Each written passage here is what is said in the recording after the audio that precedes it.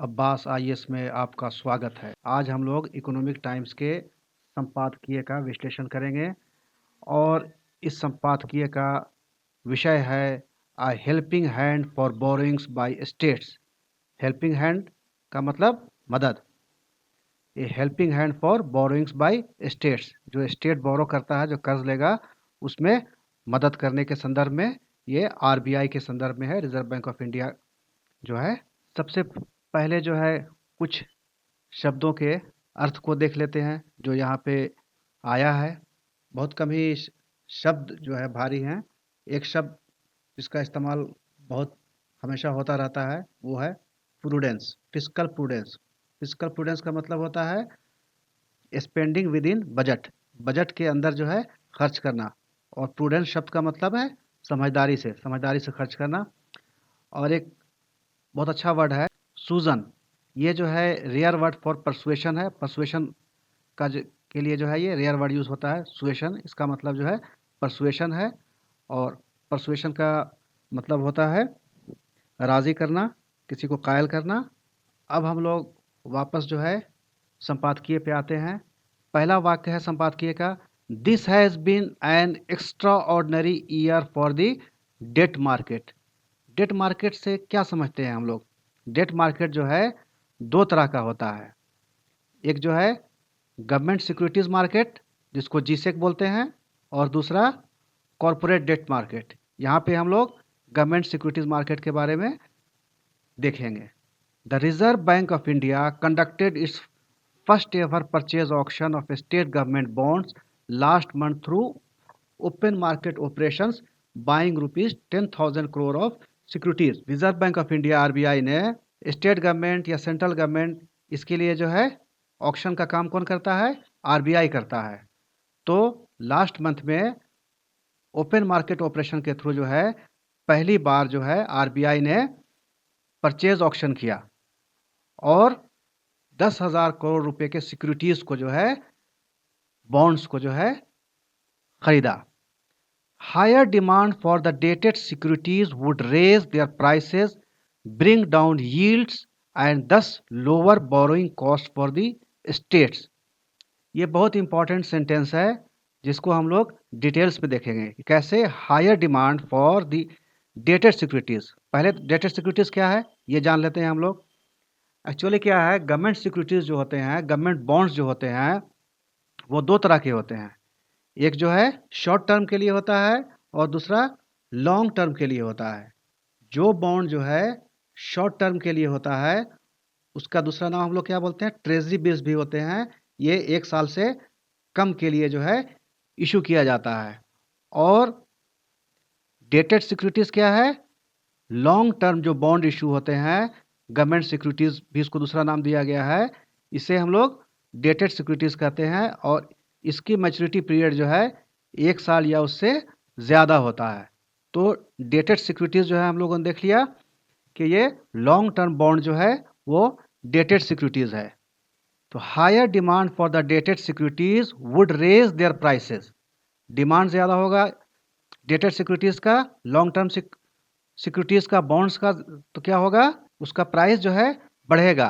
Bring down yields को कम करेगा and thus lower borrowing cost for the states, और state के लिए जो है बोरोइंग कॉस्ट जो है कम हो जाएगा। इसको हम लोग देखते हैं, एग्जाम्पल के थ्रू देखते हैं इसे। बहुत इंपॉर्टेंट कंसेप्ट है ये। देखिए यील्ड जो होता है वो क्या होता है? ये डेफिनेशन देखिए यील्ड का, yield is equal to coupon बटा प्रेजेंट वैल्यू इंटू 100। कूपन क्या है? बॉन्ड में जो है कूपन जो है, जब भी बॉन्ड इशू किया जाता है तो एक ख़ास पीरियड पे, एक ख़ास इंटरवल पे जो है इंटरेस्ट देती है बॉन्ड इशू करने वाला। वो इंटरेस्ट देता है, उसी को हम लोग कूपन कहते हैं। ये फिक्स्ड वैल्यू होता है। सपोज कीजिए कि 7% कूपन है। इसका मतलब क्या हो गया कि इशूअर जो है, बॉन्ड इशू करने वाला जो है, वो 7% जो है इंटरेस्ट देगा, ब्याज पे करेगा। और ये वैल्यू जो है यहाँ पे करंट वैल्यू है।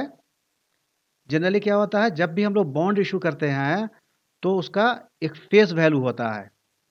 वो सपोज मान लीजिए कि ये फेस वैल्यू जो है 100 रुपया है, लेकिन जो है बॉन्ड जो है अभी मार्केट में, सेकेंडरी मार्केट में, जैसे जैसे शेयर ट्रेड होता है उसी तरह से बॉन्ड भी ट्रेड होता है। अगर वो 80 रुपये में ट्रेड हो रहा है तो उसका यील्ड क्या हो जाएगा? अब करंट वैल्यू 100 रुपये के बॉन्ड का अगर करंट वैल्यू जो है 80 रुपया है तो यील्ड कितना हो जाएगा? 7, कूपन हो गया 7/80 गुने 100 बराबर ये 8.75% हो गया। और अगर बॉन्ड जो है सेकेंडरी मार्केट में एक अभी करंट वैल्यू जो है 120 रुपया है तो यील्ड क्या हो जाएगा? 7/120 गुने 100 बराबर 5.83%। तो हम लोग क्या देख रहे हैं कि अगर करंट प्राइस अगर ज़्यादा है तो यील्ड जो है कम है, और अगर करंट प्राइस कम है तो यील्ड क्या है? ज़्यादा है। इसका क्या मतलब हुआ? A higher yield indicates greater risk और greater the yield lower the current price of the bond.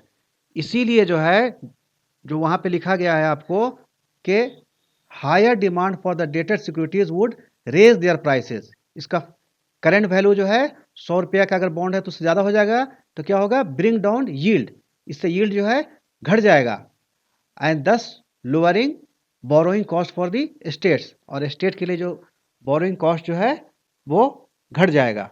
ये बहुत इंपॉर्टेंट कंसेप्ट है, इसे जो है समझने की कोशिश कीजिएगा। जितने भी आरबीआई के अभी पॉलिसीज आएंगे इससे रिलेटेड जो है उसमें यील्ड, बॉन्ड, मैच्योरिटी, कूपन, ये सारे टर्म्स जो है यूज़ होंगे और इसका समझना बहुत इंपॉर्टेंट है। अभी क्या हो रहा है प्रेजेंटली जो है, यील्ड कर्व देखेंगे आप, लगातार जो है बढ़ता हुआ जा रहा है। इसका मतलब कि रिस्क है, इन्वेस्टर जो है उसमें इन्वेस्ट करने से, उसमें निवेश करने से जो है कतराएंगे। इसीलिए जो है यील्ड को जो है कम करने की कोशिश की जा रही है। अब आते हैं आगे। RBI's open market operations policy tool is needed amidst the pandemic and severe fiscal stress. तो ये आरबीआई का ओपन मार्केट ऑपरेशन जो है ये एक पॉलिसी टूल के जैसा यूज़ हो रहा है। इसकी अभी बहुत आवश्यकता है। कब कब आवश्यकता होगी? क्योंकि अभी पेंडेमिक है इसलिए इसकी बहुत आवश्यकता है, और अपनी इकोनॉमी भी जो है फिस्कल स्ट्रेस बहुत ज़्यादा है, तो इसके लिए जो है इम्पॉर्टेंट हो गया ये। But it can hardly be sufficient. लेकिन क्या कह रहा है आगे एडिटोरियल संपादकीय कह रहा है कि ये बमुश्किल सफिशिएंट है। अब क्या करना पड़ेगा? States must pursue fiscal prudence and systematic revenue augmentation. States को क्या करना पड़ेगा? फिस्कल प्रूडेंस को जो है परसू करना पड़ेगा, यानी कि जो बजट है उसी के अंदर जो है खर्च करना होगा, और रेवेन्यू को बढ़ाना पड़ेगा। ऑगमेंट मतलब बढ़ाना। सिस्टेमेटिक रेवेन्यू जो है ऑगमेंटेशन करना होगा। इसलिए स्टेट्स की अब 2 रिस्पॉन्सिबिलिटी है। पहला के जो है फिस्कल प्रूडेंस को दें, समझदारी दिखाएं, बजट के अंदर ही स्पेंड करें, और दूसरा अपने रेवेन्यू को जो है बढ़ाएं। The way forward surely is for state governments to purposefully improve their tax and revenue base by duly levying infrastructural user charges and plugging for efficiency tariffs। अब आगे का राह क्या है? आगे का रास्ता क्या है? स्टेट गवर्नमेंट को अपने टैक्स और रेवेन्यू बेस को जो है सोच समझ करके बढ़ाना है। कैसे बढ़ सकता है? लेवी मतलब टैक्स लगा करके, by duly levying infrastructural user charges, जो इंफ्रास्ट्रक्चर है उस पर यूज़र चार्जेस लगा करके, and plugging for efficiency tariffs. और यहाँ पे प्लगिंग शब्द का मतलब जो है एडवर्टाइज करके या प्रमोट करके किसी ढंग से जो है ये इफ़िशियंसी टैरिफ्स को जो है प्रमोट करके जो है अपने रेवेन्यू को और टैक्स के बेस को जो है उसके आधार को जो है बढ़ाना होगा। States have reportedly borrowed nearly ₹3.8 lakh crore through state development loans from the bond market during April September. ये स्टेट्स ने जो है बॉन्ड मार्केट से अप्रैल और सितंबर के बीच में 3.8 लाख करोड़ रुपया जो है बोरो किया था। It is over 50% debt in the like period last year. पिछले साल की तुलना में ये इसी पीरियड के लिए, इसी अवधि के लिए 50% ज़्यादा है। The market estimate is that another rupee 2 lakh crore in state development loan would be raised in the third quarter this fiscal. ये अनुमान है, मार्केट अनुमान है ये, कि तीसरे क्वार्टर में, पहला क्वार्टर क्या होता है, अप्रैल से जून, दूसरा क्वार्टर जुलाई से सितंबर, तीसरा क्वार्टर अक्टूबर से दिसंबर। तो तीसरा क्वार्टर क्या हुआ, अक्टूबर से दिसंबर वाला। तो ये अनुमान लगाया जा रहा है कि तीसरे क्वार्टर में अक्टूबर से दिसंबर के बीच में जो है 2 लाख करोड़ रुपया जो है स्टेट डेवलपमेंट लोन में जो है रेस किया जाएगा, which would be over a third higher than was tapped in the same period last fiscal. ये जो है तीसरा सबसे ज़्यादा होगा जो लास्ट फिस्कल में, लास्ट फाइनेंशियल ईयर में जो है यूज़ किया गया था। After all states remain revenue constraint given the sharp contraction in their tax collections and massive shortfall in the goods and services devolutions from the center amounting to rupee 2.35 lakh crore. Revenue के मामले में state के हाथ जो है बंधे हुए हैं। क्यों? पहले तो टैक्स कलेक्शन जो है, जो टैक्स कलेक्ट किया गया है उसमें बहुत कमी आई है, शार्प कॉन्ट्रैक्शन आया है। और दूसरा क्या है, जो सेंटर ने जीएसटी जो है स्टेट को दिया है उसमें भी जो है बहुत ज़्यादा कमी आई है, लगभग 2.35 लाख करोड़ जो है शॉर्टफॉल है। Borrowings by the states are poised to rival those by the centre. ये स्टेट्स का जो बोरोइंग है, जो उधार ले रहे हैं ये, वो सेंटर को भी मात कर देगा। लुकिंग अहेड, आरबीआई में well conduct open market operation in state bond more often and use its suasion in the secondary market। RBI जो है ओपन मार्केट ऑपरेशन जो है स्टेट बॉन्ड्स के लिए, ओपन मार्केट ऑपरेशन जो है बराबर करता रहेगा, एंड यूज इट्स सुएजन, और अपने परसुएशन को यूज करेगा सेकेंडरी मार्केट में। But the states also need to be proactive physically. States को भी जो है फिजिकली जो है प्रोएक्टिव अप्रोच रखना पड़ेगा। The NK. Singh committee on public debt management did call for a physical council at the centre. NK. Singh committee ने जो है पब्लिक डेट मैनेजमेंट के लिए जो है फिजिकल काउंसिल के लिए कहा था सेंटर पे। A state with a fiscal council of its own could find its borrowing cost coming down. State भी जो है इस तरह का फिजिकल काउंसिल के साथ जो है अपने जो बोरोइंग कॉस्ट है उसको घटा सकता है। तो हमने इसमें इस संपादकीय में देखा कुछ टर्म्स जो है हम लोगों ने देखे, जैसे कि डेटेड सिक्योरिटीज़।